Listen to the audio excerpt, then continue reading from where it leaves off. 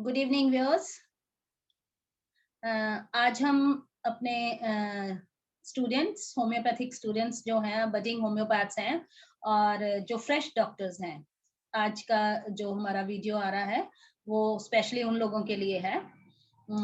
या फिर हम कह सकते हैं जो होम्योपैथिक पे थोड़ा बहुत जानते हैं या जानना चाहते हैं, वो भी इससे थोड़ा बहुत गाइडेंस ले सकते हैं इस वीडियो से।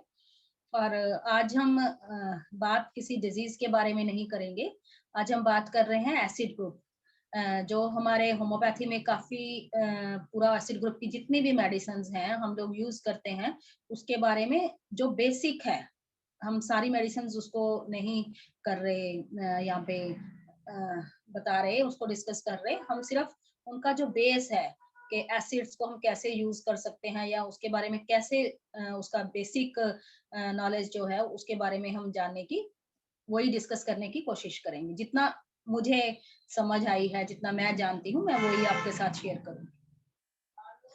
सबसे पहले तो हम ये देखते हैं कि जो बहुत कॉमन होता है एसिड्स के बारे में, जो आम लोग घरों में भी जानते हैं कि एसिड्स होते क्या हैं। कलरलेस होते हैं, लाइट कलर्ड होते हैं। डार्क कलर्ड एसिड्स आपको ज्यादा नहीं मिलते हैं ना, उसमें फ्लेवर या कुछ और डाला होगा। Light colour acids and colourless. दूसरा, उनमें अगर हम उसको स्मेल करके देखते हैं तो उनका एक स्मेल अलग से आता है, सावर टेस्ट आएगा या कुछ और, या बहुत तीखा टेस्ट होता है।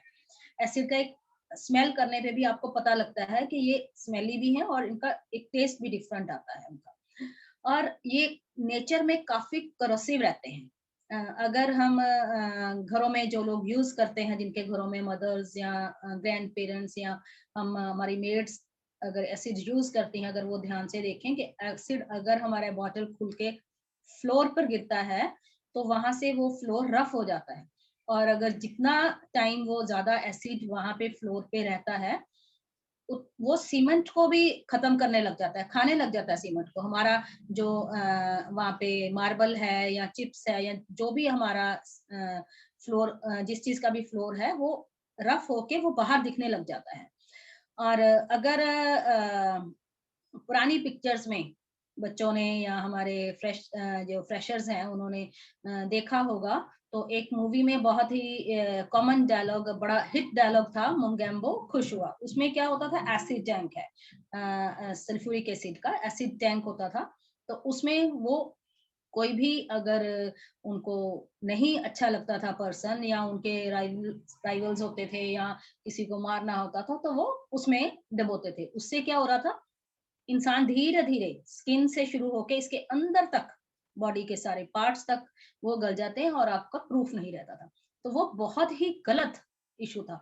यही हम अपने पब्लिक में भी हम देखते हैं कि कुछ लोग जैसे एसिड फेंकते हैं फेस पे, तो क्या हो रहा है, डिसफिगर हो रहा है ना, वो बहुत गलत है, उसको यूज नहीं करना है। इसीलिए वो हमारा मार्केट में भी बैंड है ये एसिड ना। ये एसिड हम यूज नहीं कर सकते घरों में ऐसा, और ये बैन होना भी चाहिए। तो अब हम इसको देखते हैं, इसकी टाइप्स कितनी हैं। दो टाइप्स हैं, ऑर्गेनिक एंड इनऑर्गेनिक। अब हम इसको कोरिलेट करेंगे अपने होम्योपैथिक साइंस से। हमने कॉमन फीचर्स देखे कि कितना करोसिव है, स्किन को कैसे खराब कर रहा है, बॉडी के अंदर तक हर ऑर्गन को वो खत्म कर रहा है, और हम इसको एज अ मेडिसिन यूज कर रहे हैं। होम्योपैथिक साइंस में इसको कैसे यूज करते हैं और इसका कैसे हमें पता लगता है कि कैसे क्या करना है, इसको होम्यो साइंस इसके साथ कैसे कोरिलेट करनी है। जैसे हमने टू टाइप्स बोला, ऑर्गेनिक एंड इनऑर्गेनिक। कुछ एसिड्स हमारे ऑर्गेनिक है, कुछ इनऑर्गेनिक है। ऑर्गेनिक वेजिटेबल और इनऑर्गेनिक हमारे मिनरल एसिड्स। वेजिटेबल जो एसिड्स हैं वो स्लो इन नेचर हैं, वीक रहते हैं, और जो मिनरल है वो रैपिड है नेचर में, स्पीड होती है उनमें, स्ट्रांग होते हैं। और एक और चीज, जितने भी एसिड ग्रुप हैं इनमें जितना वो एसिड हमारे बॉडी के अंदर है जाता है, वो एक जो सेंटर है इसका पेशेंट्स में हम देखते हैं, वो डेबिलिटी है, वीकनेस है। जो वेजिटेबल एसिड्स है ना, उनकी वीकनेस विदाउट इरिटेबिलिटी आती है, वो फिजिकल लेवल पर है, वो इरिटेबल नहीं इतने होते। लेकिन मिनरल एसिड्स में हम अगर पेशेंट्स को देखते हैं, वहां पे वीकनेस विद इरिटेबिलिटी, मतलब उसके मेंटल इश्यूज भी साथ में रहेंगे। ठीक है, रैपिड है, स्ट्रॉन्ग भी होता है। आप उसको कोरिलेट करके देखो कि अगर वो रैपिड है मतलब उसका माइंड भी चल रहा है, तो वो उस लेवल पे भी जाके थक रहा है। जेबिलिटी और सेंटर में है और मार्क्ड है जेबिलिटी।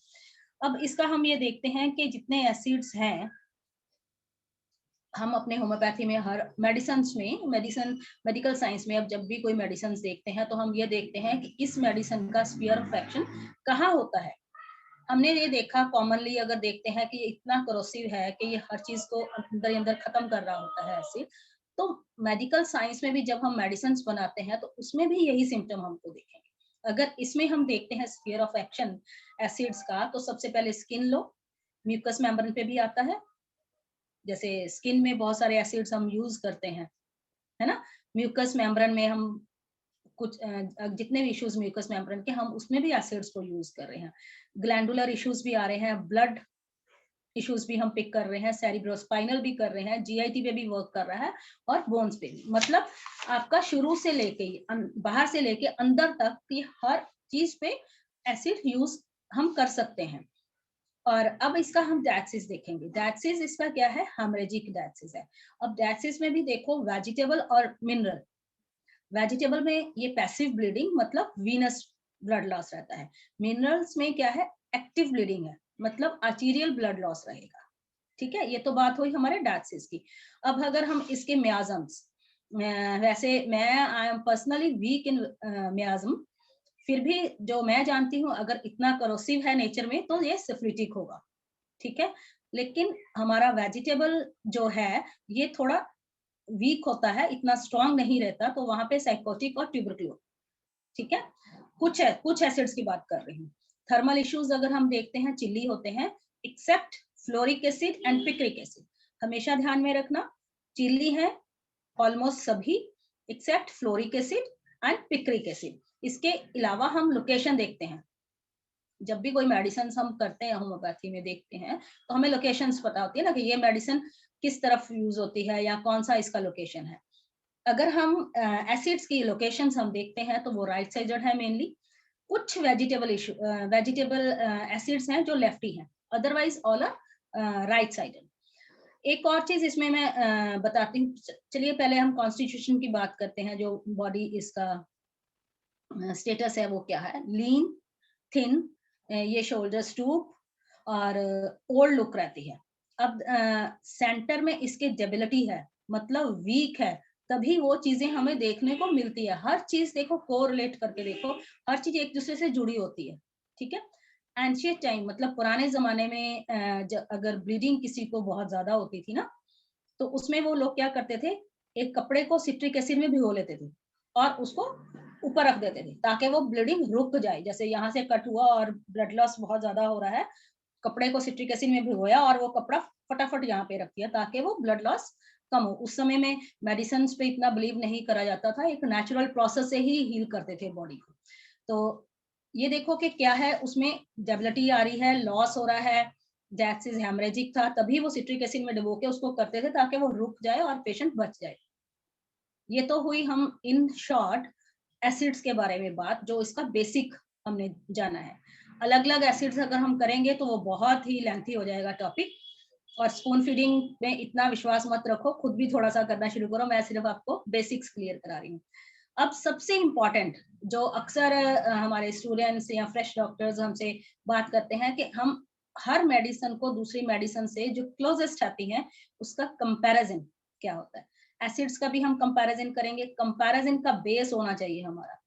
सेंटर क्या है यहाँ पे, डेबिलिटी, वीकनेस। तो अब हम ये देखेंगे वीकनेस सिर्फ एसिड्स में है या इन अदर मेडिसिन, कौन कौन सी है और उनकी वीकनेस और इसकी वीकनेस में फर्क क्या आता है।